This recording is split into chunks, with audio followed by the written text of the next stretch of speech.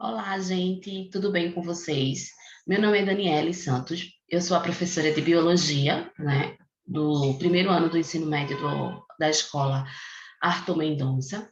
E, como todo mundo sabe, nós estamos passando por um processo, né, desde o ano passado, uma pandemia causada por um vírus, e a gente precisou se rearranjar para que a educação, para que o ensino continuasse.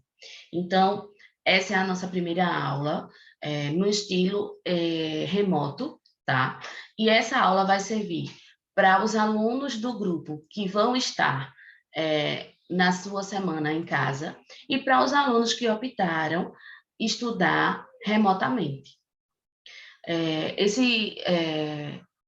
Sempre eu vou tentar estar fazendo vídeos sobre as aulas e todos os direcionamentos de aula, como, por exemplo, de atividades, vão ser postados nos grupos de WhatsApp formados pela escola na quinta-feira.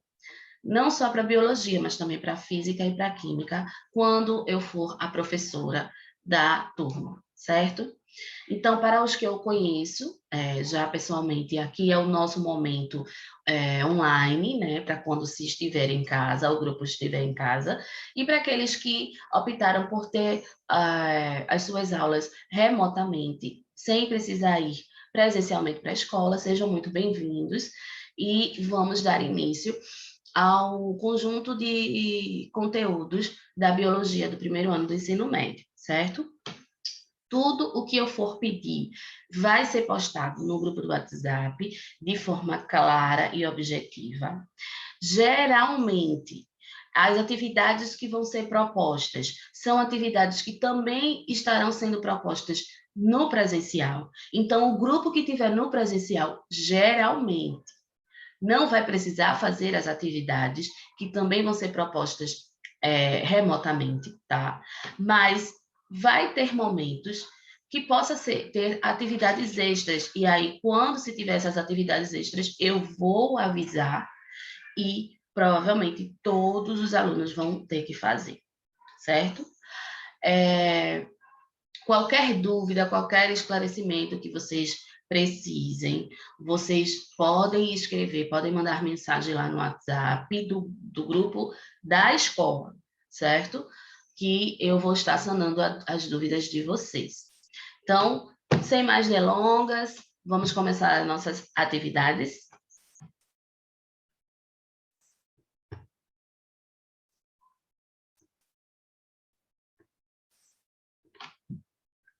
Bom, gente, o nosso primeiro conteúdo que nós vamos começar a estudar em biologia e está relacionado em como a gente consegue definir o que é vida, o que é um ser vivo. Bom, a vida, ela está no planeta Terra desde os primórdios, né? Há milhões e milhões de anos atrás. E com a tecnologia, a gente conseguiu identificar muitas espécies.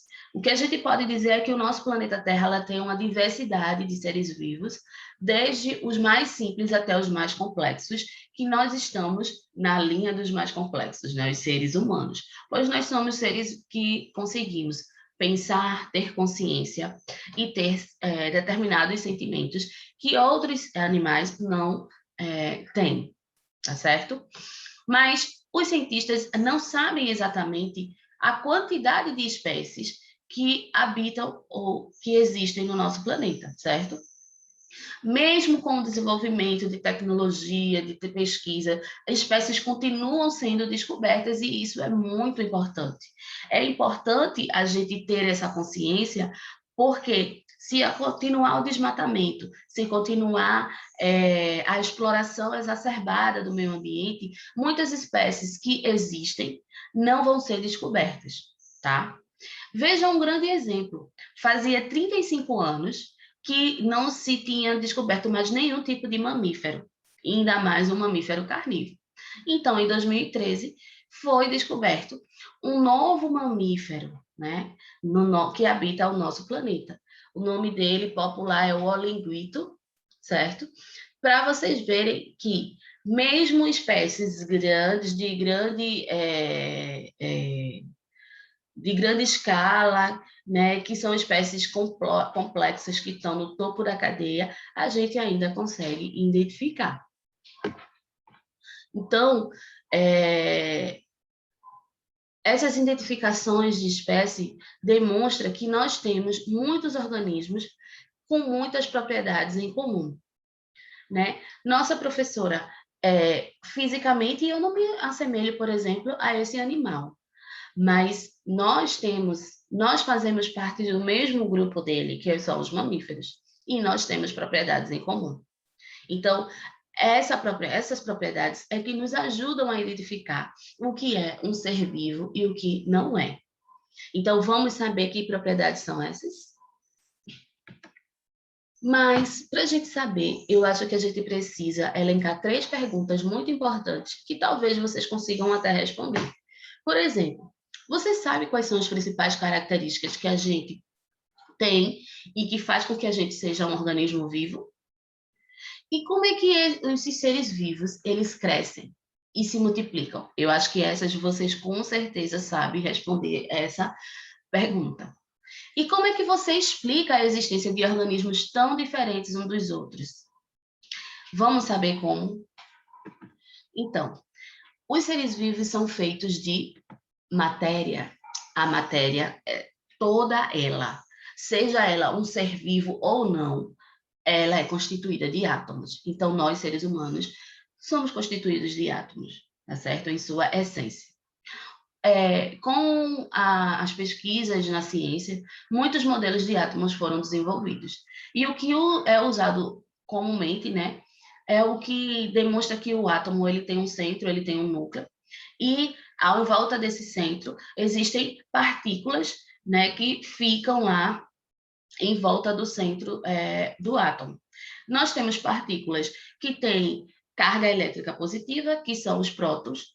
Nós temos partículas sem carga elétrica nenhuma, que são conhecidos como os nêutrons, e nós temos ao redor, mais da região central, os famosos elétrons, que apresentam a carga elétrica negativa.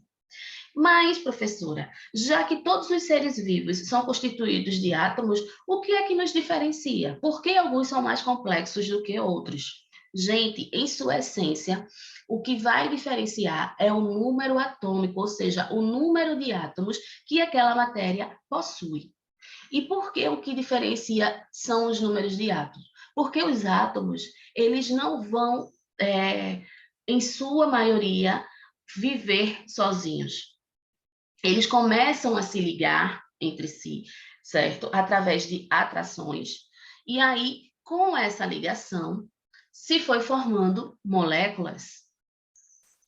Aqui eu mostro para vocês um desenho esquemático de 2 átomos muito conhecidos, o hidrogênio e o átomo de carbono. Vale salientar, gente, que isso são representações, tá? Gráficas utilizadas para o entendimento didático. Não quer dizer que, na realidade, os átomos eles tenham essa configuração, principalmente na coloração. Mas é mais para que vocês entendam. Então, essa parte amarela, a gente subentende-se que são os elétrons. Veja a diferença do átomo de hidrogênio para o átomo de carbono. O átomo de carbono possui mais elétrons. Essa parte em vermelho é o próton. O átomo de carbono possui mais prótons do que o átomo de hidrogênio. E a parte em azul são os nêutrons. O hidrogênio não possui nêutron, né? E o carbono, ele possui. Então, moléculas, elas são formadas pela ligação de átomos. Ou seja, um átomo de hidrogênio pode se sentir atraído por um átomo de carbono? Sim. E eles podem se ligar, né? Formando moléculas. Um exemplo de uma molécula muito conhecida e que a gente necessita para a nossa sobrevivência é a molécula da água. A água ela é formada por dois átomos de hidrogênio e um átomo de oxigênio, formando assim H2O, né? Então, essas moléculas de hidrogênio se tiram atraídas com a molécula de oxigênio e formaram uma substância simples, mas que é muito importante, que é a água, certo? Gente, como eu falei para vocês, tanto os seres vivos, como os seres ou não vivos, ou como a matéria em si, como a gente vê no planeta, são formados de átomos, certo? O que vai diferenciar também são os tipos de ligações. Nós vamos ter ligações simples e ligações bem mais complexas, com uma quantidade maior de átomos. As ligações simples geralmente formam substâncias que a gente chama de inorgânicas, tá? Como, por exemplo, a areia, a água, como eu dei o exemplo para vocês, determinados sais, determinados gases que nós encontramos na atmosfera, o oxigênio, por exemplo, tem uma formação simples, ou seja, só precisa de duas moléculas de oxigênio para formar, duas moléculas não, dois átomos de oxigênio para formar a molécula de o gás oxigênio, certo? Alguns cristais que são encontrados em rochas, todos esses são constituídos de ligações simples entre átomos e a gente chama de substâncias inorgânicas.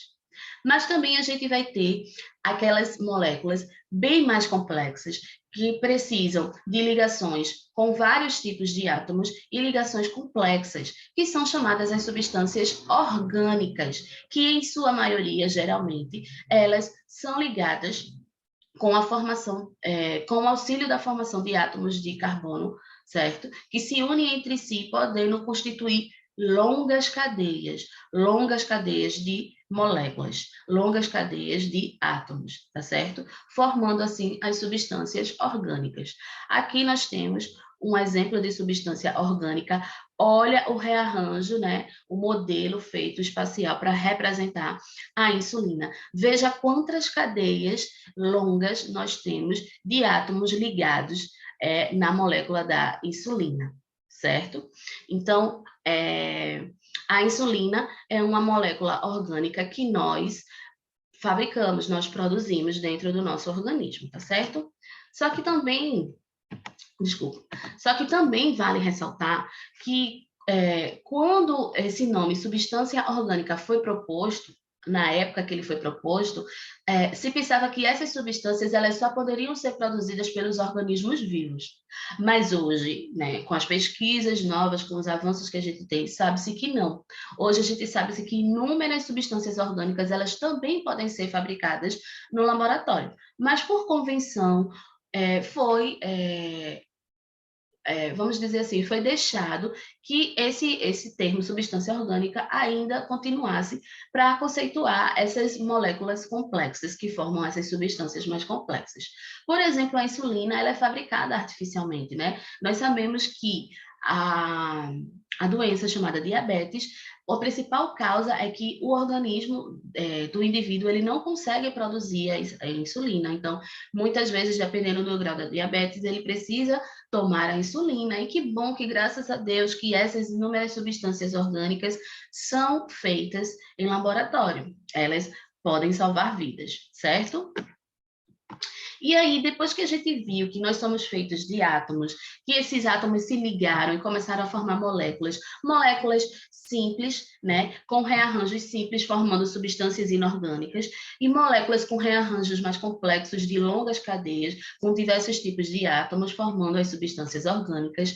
Agora, a gente precisa saber como essas substâncias começaram a se organizar, para a gente começar a entender como é que a vida ela surgiu no nosso planeta, tá certo?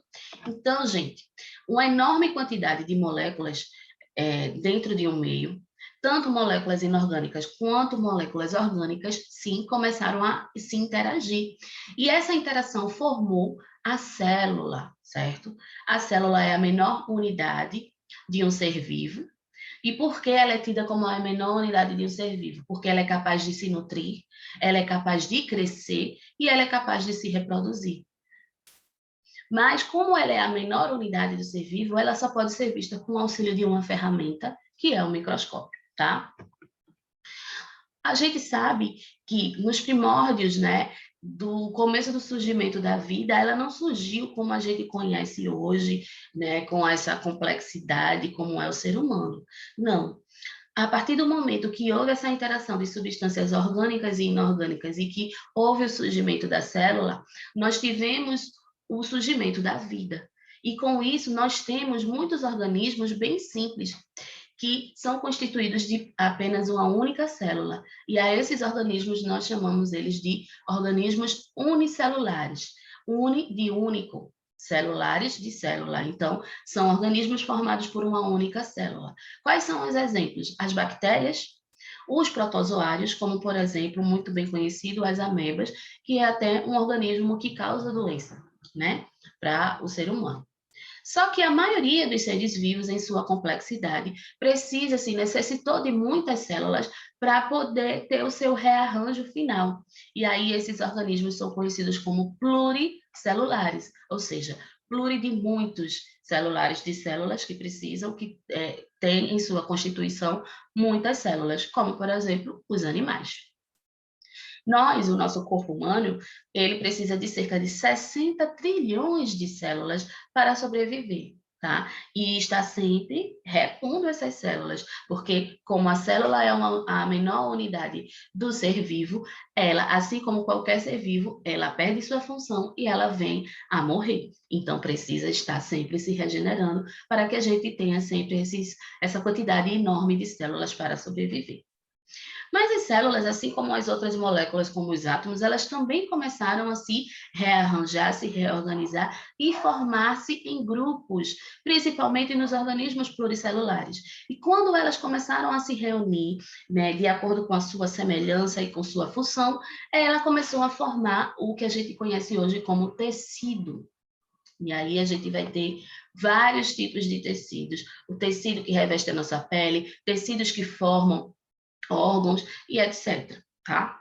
Aqui eu trago para vocês uma fotografia de um microscópio de luz, mostrando células humanas da parte interna da boca, tá certo?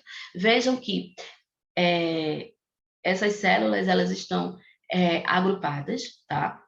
E aqui, ó, no meio, nós temos o núcleo, que dá bem visível para ver o núcleo dessas células, certo? O aumento aqui, gente, para que vocês consigam visualizar, é cerca de 1000 vezes, para vocês saberem o quão microscópio é uma célula, certo? Então, para a gente recapitular já o que eu já havia dito, né? Nós temos o átomo, aqui temos o átomo de hidrogênio. Esse átomo formou, né, 2 átomos de hidrogênio mais um átomo de oxigênio, formou uma molécula, tá? Que aqui está representado como a molécula da água, em seu rearranjo bem simples. E aí essa molécula de água, né, que a água é tida como uma substância inorgânica por causa da sua ligação simples, começou a se juntar com substâncias orgânicas e formou a célula. Aqui representada, tá, por uma célula de um tecido muscular, estriado cardíaco. E aí, essa célulazinha aqui, que tem uma determinada semelhança, uma determinada função, começou a se juntar com essas outras células, ó, tá? E aí, com isso, ela formou o quê? Um tecido. E aqui temos como exemplo o tecido que reveste o coração, que é o tecido muscular estriado cardíaco, tá certo? E aí, gente, quando os tecidos começaram a também se reunir, nós temos a formação do órgão, ou seja, dos órgãos, tá certo? E aí a gente tem aqui como exemplo o coração. Também temos uma reorganização dos órgãos, né? Órgãos que conseguem interagir com outros órgãos que possuem uma mesma função, forma um conjunto de sistemas, tá certo? E aí, esse conjunto de sistemas é que vai formar um organismo. Aqui temos um exemplo, o sistema cardiovascular, que compreende o coração, as veias, as artérias e etc.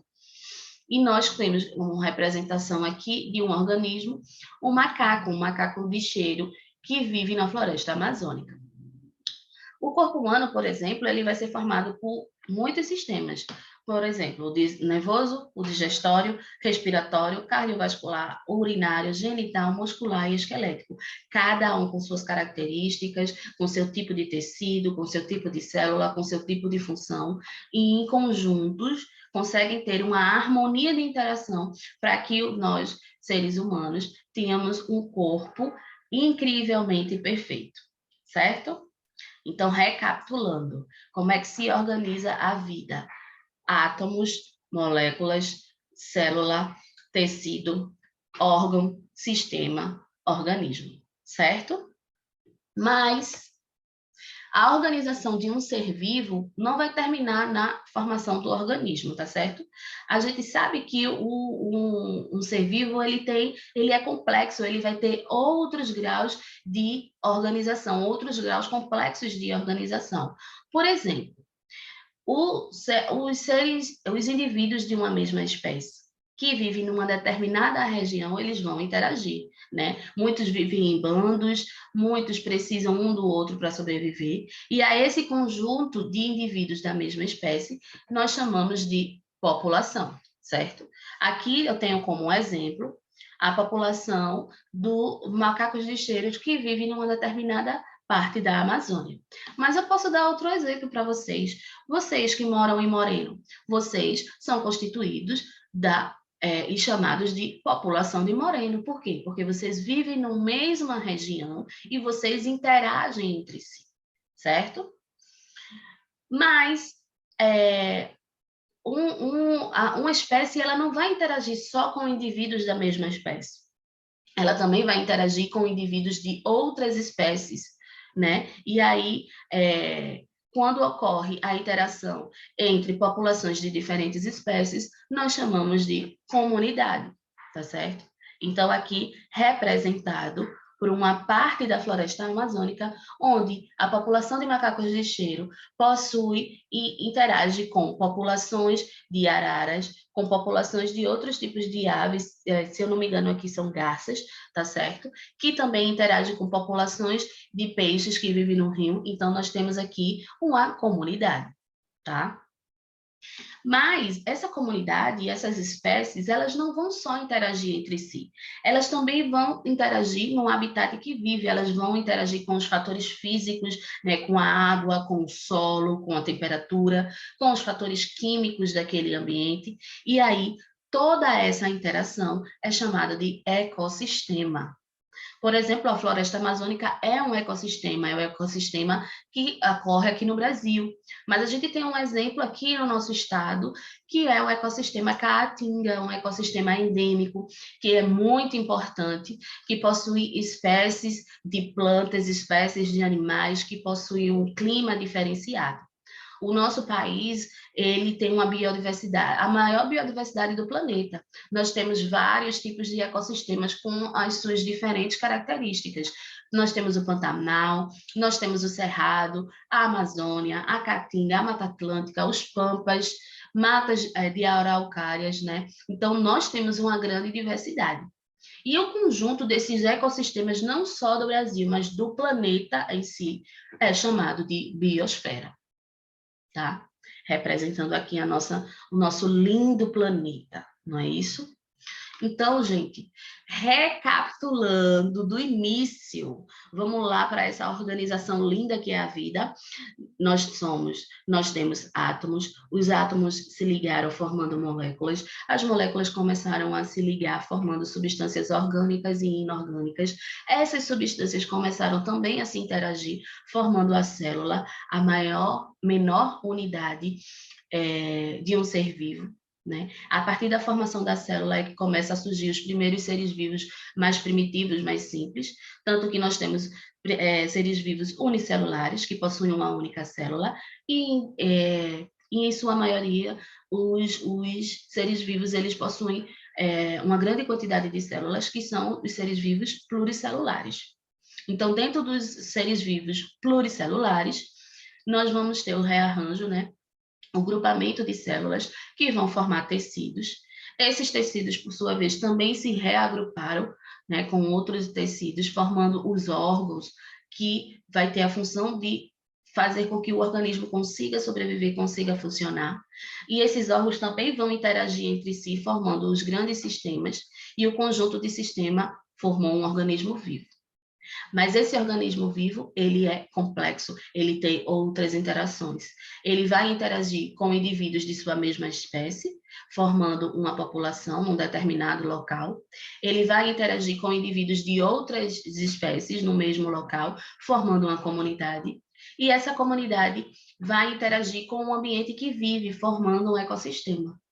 E dentro do nosso planeta, os diversos ecossistemas que temos formam a nossa biosfera. Compreenderam? Então, vamos continuar. Bom, mas para que a vida ela ocorra dentro do nosso planeta, existe uma série de fatores e de características.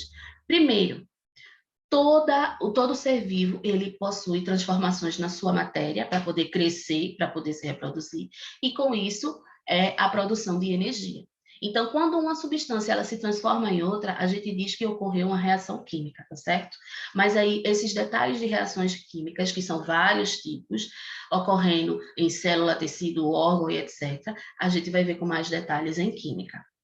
Algumas transformações químicas, quase sua maioria, vai ocorrer liberação de energia. E a energia é muito importante para a manutenção da vida, certo? Por quê? Porque é através da energia que a gente consegue se desenvolver. E é essas reações químicas, né, que são retiradas do ambiente, que vai transformar as substâncias retiradas do ambiente e vai nos trazer energia para a gente poder sobreviver. Um grande exemplo no ser humano, na verdade não só no ser humano, mas nos animais, é a nutrição, é a alimentação. Então, a alimentação, a nutrição, transforma substâncias para conseguir liberação de energia. E é esse processo que vai garantir a multiplicação de células que a gente precisa e está em constante multiplicação de células, né, no interior do nosso corpo, durante principalmente o período de crescimento, mas também quando a gente precisa reconstruir algumas partes desgastadas de um tecido ou de um órgão, tá certo? Então, os alimentos, eles fornecem a energia necessária para que a gente consiga realizar as nossas atividades diárias. Mas quais são as principais fontes de energia que a gente consegue retirar da nossa alimentação? Gente, a principal reação química para se obter energia é uma reação que se utiliza uma molécula chamada glicose e o gás oxigênio do ar.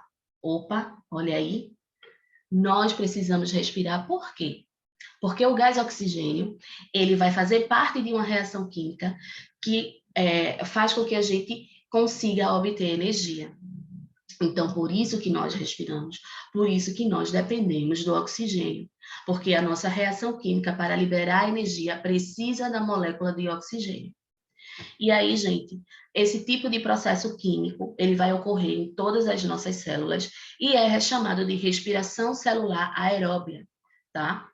A molécula da glicose, ela vai ser decomposta, ela vai ser quebrada.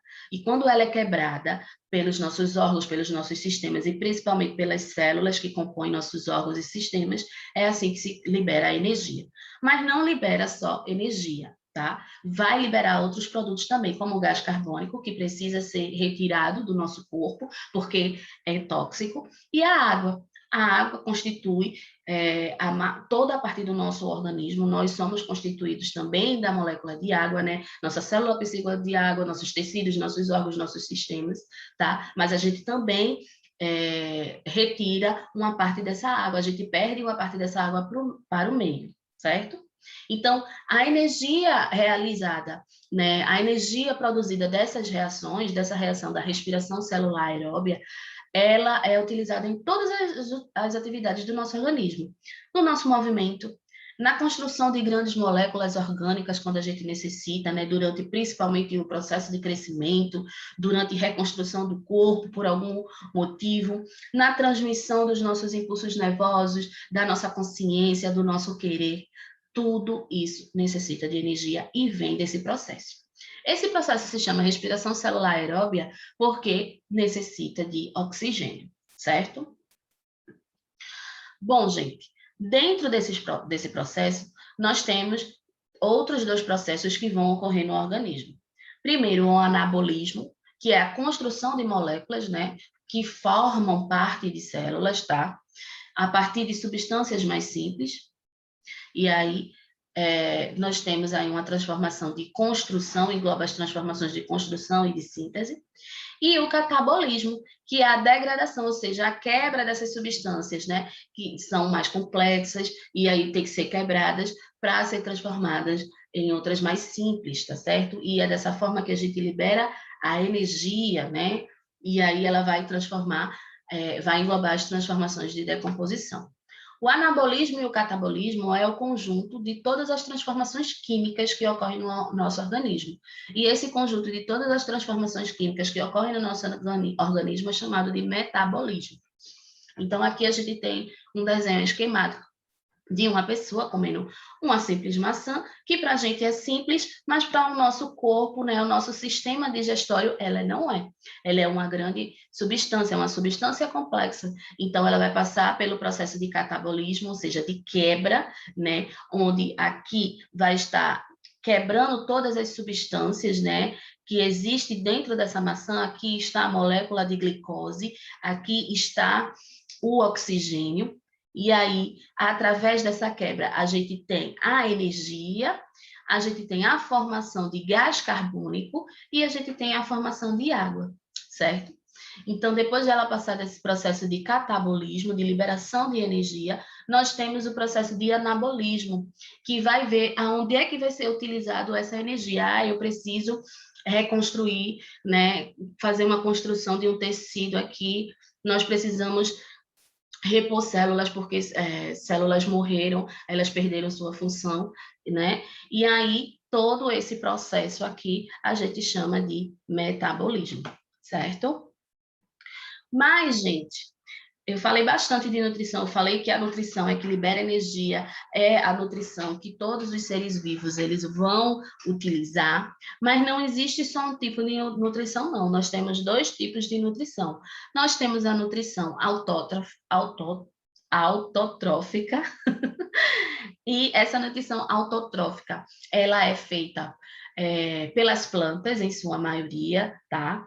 As plantas, elas, além de respirarem, além de ter o processo de respiração, assim como a gente também tem, elas também vão produzir seu alimento, são seres vivos fantásticos, né? E por elas produzirem o seu alimento, por elas produzirem a sua glicose, elas possuem a nutrição autotrófica. Por outro lado, nós e os outros animais, nós não conseguimos produzir glicose. Nós precisamos obter do alimento que vem de fora, já pronto do ambiente. E aí, nossa nutrição é chamada de heterotrófica, tá certo? Voltando para a nutrição autotrófica, a nutrição autotrófica, o organismo ele vai ser capaz de produzir glicose, né, a planta, de onde, professora? De substâncias inorgânicas que vêm do ambiente, tá certo? E o nome desse processo, né, de produção de glicose através de substâncias inorgânicas é chamado de fotossíntese. Eu acho que vocês já ouviram falar nesse processo. Como é que isso ocorre? Elas vão utilizar energia. Elas precisam de energia, assim como a gente também precisa. E de onde é que vem essa energia? Vem da luz solar, da energia luminosa do Sol e também do gás carbônico que está na atmosfera. Olha aí, nós não precisamos de gás carbônico, as plantas precisam, né? Então, ela utiliza o Sol, certo? O Sol, a energia luminosa do Sol e o gás carbônico, que vão entrar através de células que estão nas folhas das plantas, tá? E aí vai passar por uma série de processos, uma série de transformações, que também vai ter produções. O que é que ela vai produzir? A glicose, que ela necessita para sobreviver ao seu alimento, mas ela também vai produzir oxigênio. Mas a planta ela não precisa de oxigênio, e ela precisa de uma parte do oxigênio, mas como ela faz, tem uma produção muito grande, ela vai liberar esse oxigênio para a atmosfera. São seres vivos fantásticos, né? E veja que ciclo maravilhoso é a nossa natureza. O que a gente produz é utilizado por outro organismo vivo. O que aquele outro organismo vivo produz é utilizado por nós. É um ciclo perfeito, tá? Os seres vivos, né? Eles também têm duas características que são muito importantes. Primeiro, que todos os seres vivos eles são capazes de reagir a estímulos, e isso é importante, porque a gente consegue distinguir o que é claro, o que é escuro, o que é áspero, o que é doce, o que é amargo. Nós conseguimos reagir ao toque, né? E com isso nós conseguimos reagir às modificações que existem no nosso ambiente, pois o ambiente ele não é constante, ele tem variáveis, né? Os ecossistemas são diferentes, tá? No caso dos vegetais, professora, eles também reagem? Sim, gente, eles também reagem a estímulos, tá? Mas costumam ser mais lentos do que os animais. Um exemplo de que a gente dá para ver que a planta reage a estímulo é uma planta que eu não sei se vocês conhecem a folhinha dela. Quando você toca, se fecha. Aquilo é uma reação a um estímulo, certo? Fora isso, nós, seres vivos, somos capazes de manter um equilíbrio. Que equilíbrio é esse? É o equilíbrio interno. E esse processo é chamado de homeostase, tá? Um exemplo de equilíbrio interno, que a gente, ou seja, consegue se equilibrar sem precisar fazer esse equilíbrio. É algo que está intrínseco à nossa organização do nosso corpo. É a manutenção da quantidade de líquido presente no nosso corpo, porque em excesso pode causar uma doença, não é? Mas também restrito também causa uma doença. Então, quando o corpo ele percebe que tem pouca quantidade de líquido, o que é que acontece? Ele faz com que a gente tenha um estímulo de sede e que precise tomar água, tá? Agora, gente, não é só por causa disso que a homeostase é importante, mas também porque o nosso ambiente é inóspito, né? Às vezes o ambiente externo pode mudar muito e com isso faz com que o nosso ambiente interno mude também. Por exemplo, quando se está excessivamente quente, as pessoas falam muito da febre, né? Ai, meu Deus, meu filho está com 37, já está com febre, eu preciso dar remédio. Por que muitos médicos aconselham que você só comece a dar remédio para quando alguém está com febre a partir de 37,8? Ou até mesmo tem alguns que pedem até para esperar mais, 38 e tal, porque a febre ela é importante para o nosso organismo, porque determinados parasitas, determinados organismos que estão parasitando o nosso corpo, eles morrem em determinadas faixas de temperatura. Então, muitas vezes, um simples resfriado, né, uma simples virose, pode, assim, pelo menos a quantidade de carga de viral, que é chamado, né, a quantidade de seres vivos que está dentro do nosso corpo, ele pode vir a falecer por causa dessa elevação da nossa temperatura. Mas tudo é um equilíbrio. Se for excessivamente quente, ou seja, nós chegarmos a uma temperatura de 41 graus, já começa a ter um risco de ter sérias complicações de saúde, não é? A partir de 43 graus, o corpo humano ele já começa a ter suas reações químicas paradas. E aí pode ocorrer o risco de morrer. A mesma coisa no frio, muito frio, essas reações também podem vir a parar. Ou num ambiente demasiadamente ácido, tá? Com produtos tóxicos, isso também pode vir a acontecer. É por isso que a homeostase ela é muito importante. Um outro ponto que faz de nós seres vivos é a questão da reprodução e da hereditariedade. A hereditariedade está relacionada às características físicas que são passadas de pai e mãe para filho. Então, as características de qualquer indivíduo, certo?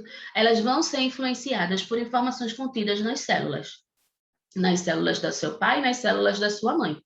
E essas informações, onde é que elas ficam? Elas ficam no que a gente chama de genes, certo? Que junto com o ambiente vai definir grande parte das nossas características. Mas de forma bem simplificada mesmo, a gente pode dizer que os genes eles vão ser formados por segmentos de uma molécula orgânica bastante complexa, que é o ácido desoxirribonucleico, ou o famoso DNA. Essas moléculas, elas formam filamentos que ficam localizados principalmente no núcleo lá da célula, tá certo? Então, os genes, eles vão atuar com outras moléculas, orientando produção de proteína, transformações químicas dentro do organismo, tá? E aí, essas produções é que vai poder gerar outro organismo, certo? Mas vale lembrar, gente, vale lembrar bastante, né? Já falei e vou falar de novo, que as características de um organismo eles não vão depender apenas do DNA. Elas são resultado de uma ação conjunta do gene e do ambiente, certo? A reprodução, né, para que a hereditariedade passe, né, de geração para geração, para que ocorra a hereditariedade, é preciso de uma reprodução. E a gente tem dois tipos de reprodução: a assexuada e sexuada. A reprodução assexuada é o equivale a uma simples divisão celular, certo? Ou seja, os descendentes daquela primeira célula original vai receber cópias iguais, idênticas do DNA. E, por consequência, eles vão ser geneticamente idênticos. Então, aqui a gente vê uma ameba que começou a passar pelo processo de divisão celular para formar um outro indivíduo, né? E, ao final, esses dois indivíduos aqui são geneticamente idênticos. Onde é que a gente vai encontrar a reprodução assexuada? Em bactérias, em protozoários, tá? Em vírus, né? E assim vai. No entanto, na maioria dos seres vivos, mesmo aqueles mais simples, a gente também vai ter uma outra forma de reprodução, assexuada. Tem indivíduos, né, tem espécies que têm os dois tipos de reprodução, a assexuada e sexuada. Mas nós, seres humanos, nós temos só um tipo de reprodução, que é a sexuada. E o que é que seria essa reprodução? É a realização da união de células especializadas na reprodução, que são chamadas de gametas. Tá? Então, na maioria dos casos, a produção do gameta ela vai estar ligada a uma diferença de sexo nos indivíduos adultos. Por exemplo, também pegando aqui o exemplo do ser humano, o homem ele produz o gameta masculino, chamado espermatozoide, e a mulher produz o gameta feminino, que é o óvulo. Com o ato sexual, a gente vai ter a junção das duas células. Depois da junção das duas células, começa a ter uma série de divisões celulares, tá? Para que vá se formando tecido, se formando órgão, se formando sistemas, e ao final a gente tenha a formação de um novo organismo vivo, certo? Para cada espécie que possui a reprodução sexuada, existe um tempo para a formação desse novo organismo vivo, tá? Mas, gente, algo que é muito importante a gente conversar e a gente compreender é que não existiria toda essa diversidade de espécies, todas essas interações, se a gente não tivesse um processo chamado de evolução, a evolução das espécies. Então, a evolução é um processo pelo qual as populações de seres vivos estão passando o tempo todo, certo? Elas se transformam, né? Lembra que eu falei para vocês que a matéria ela se transforma? Então, a gente está em constante processo de transformação. Mas isso ocorre de um mês para outro, de um ano para outro, de anos para outro, de décadas para outro, não.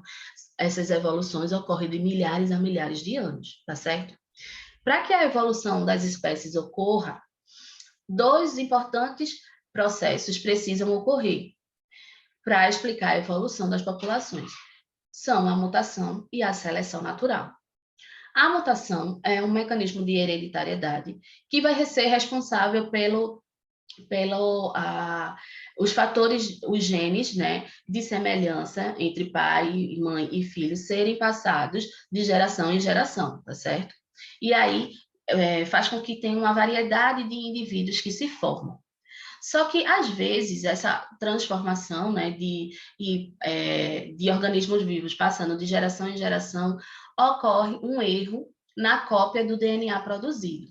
E é esse erro, essa alteração, que pode ser causado tanto por uma falha normal, né, durante a duplicação do DNA, mas também pode ocorrer por causa da exposição desse organismo, que está gerando outro organismo, à radioatividade ou a certos produtos químicos. Nós temos grandes exemplos que ocorreram aí no mundo, né? O exemplo do Chernobyl, nós temos o exemplo do Japão, nós temos um exemplo aqui no Brasil, o césio, né? Que as pessoas foram expostas, é um produto químico, e que causou mutações, mas essas mutações são as tidas como negativas, tá certo? É só uma exemplificação. As modificações da estrutura do DNA, elas vão ocorrer por acaso. Não quer dizer que eu fui exposta à radioatividade, então eu já vou ter mutação. Não, possa ser que sim, possa ser que não, mas em sua maioria, quando é exposto a algum produto químico ou radioatividade, a maioria da população vai ter mutações dentro do seu DNA, que vai ser passado para as gerações, tá certo? Ou que pode ocorrer síndromes ou doenças. Mas, em sua maioria, as mutações elas são positivas para os indivíduos, tá certo? Como um exemplo, nós temos aqui uma mutação que vai modificar a pelagem dos coelhinhos. Os coelhinhos eles vão ter pelagens brancas, tá certo? Mas aí, né, foi tendo várias reproduções, e quando foi feito uma cópia do DNA da mãe, vamos dizer que foi da mãe, a cópia correta aqui do pai era essa, né? Onde, de uma forma bem simplificada, nós temos o tracinho roxo, e aqui na mãe, pelo acaso do acaso, ocorreu um erro nessa cópia. Em vez de ser roxo, veio vermelho, e aí ocorreu uma mutação. E como foi que essa mutação se expressou? Ela se expressou modificando a cor dos bichinhos, tá certo? Gente, tem algumas mutações que ocorrem e não se expressam, não acontece nada com o ser vivo, mas tem outras mutações que vão mudar características físicas, ou que, infelizmente, vão acarretar em doenças ou em síndromes, tá certo? Vale ressaltar que mutações podem ocorrer em diversos tipos de células, mas quando ela ocorre nas células germinativas, que células são essas? São as células que originam os gametas. O que é que são gametas? São as células que têm função de reprodução, né? Então, quando as mutações ocorrem nas células que originam os gametas, essas sim vão ser passadas para gerações seguintes, né? Em sua maioria, as mutações que são passadas para as gerações seguintes são as mutações que têm algum fator positivo na sobrevivência daquela espécie. Em sua maioria, mutações negativas, mutações que causam doenças, que causam síndromes, elas não são perpassadas para outras gerações. Elas ficam neutras, tá?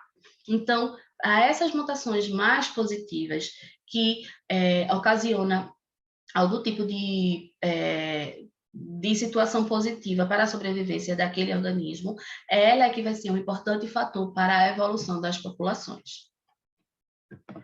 No caso da seleção natural, a seleção natural ela está muito atrelada à mutação.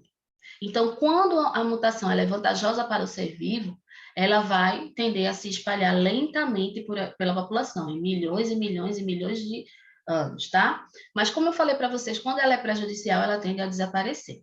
Então, o processo pelo qual são preservadas as mutações que favorecem aquela sobrevivência, favorecem a reprodução daquela população e elimina mutações prejudiciais, ela é chamada de seleção natural, certo? E essa teoria ela foi desenvolvida pelo cientista muito conhecido, Charles Darwin, né? Foi uma ideia assim que foi um marco na história da ciência, sobretudo na biologia. Teve muita gente que não acreditou, mas hoje a gente tem várias provas. O próprio Charles Darwin, ele trouxe provas da seleção natural, certo?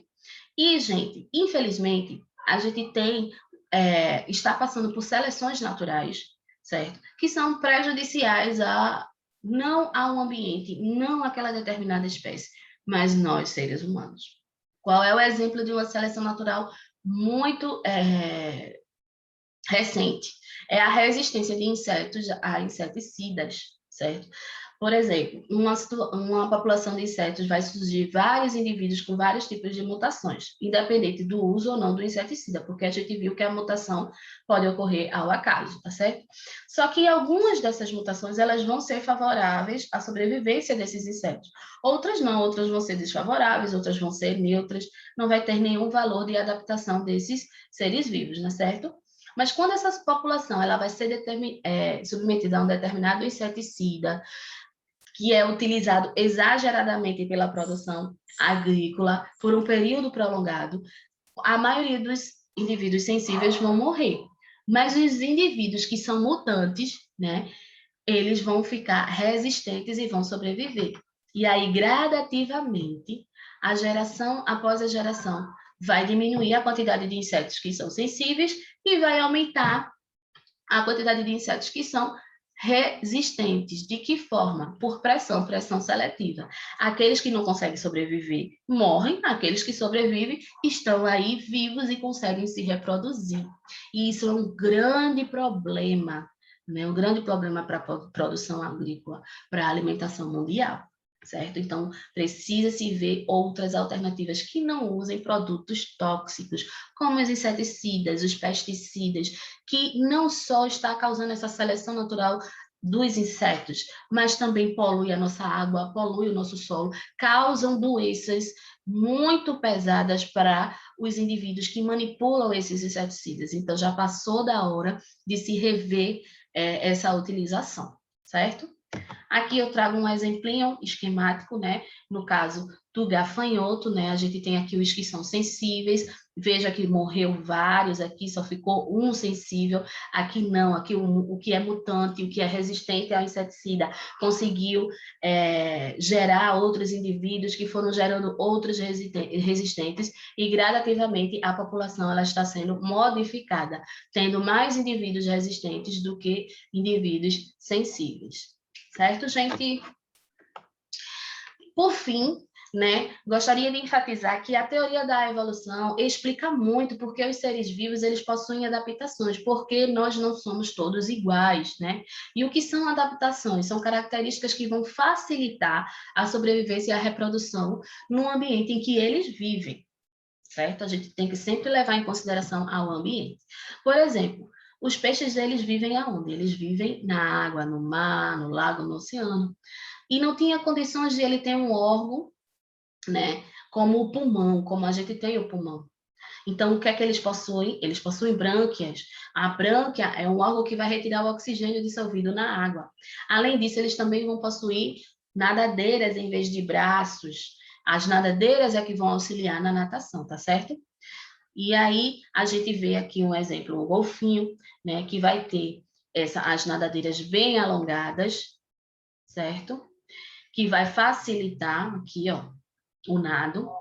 Nós temos aqui os pinguins, né? Os pinguins são seres vivos que têm grandes adaptações, porque são aves, mas são aves que não voam. As suas asas, elas são adaptativas, elas funcionam como nadadeiras, tá? Por quê? Porque o pinguim vive em regiões, primeiro, muito frias, de temperatura muito baixa, rodeada de oceano, e seu principal alimento, ele precisa nadar para conseguir.